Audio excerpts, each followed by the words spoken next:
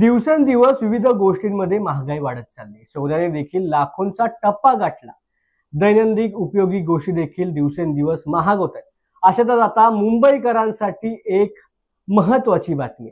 कारण मुंबईकर ज्या बसने प्रवास करतायत अशा बेस्टच्या तिकिटामध्ये देखील दरवाढ होणार आहे आणि ही दरवाढ तब्बल दुप्पट असणार आहे. महागाईमुळे त्रस्त असणाऱ्या मुंबईकरांना हा अजून एक फटका बसणार आहे.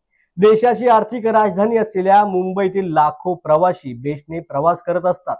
बृहन्मुंबई महानगरपालिका म्हणजेच BMCने बेस्ट बस सेवांचे भाडे दुप्पट करण्यास आता मान्यता दिली. बृहन्मुंबई महानगरपालिकेने बेस्ट बसचे भाडे किमान 5 रुपयांवरून कमाल 15 रुपये करण्याच्या प्रस्तावाला मान्यता दिली.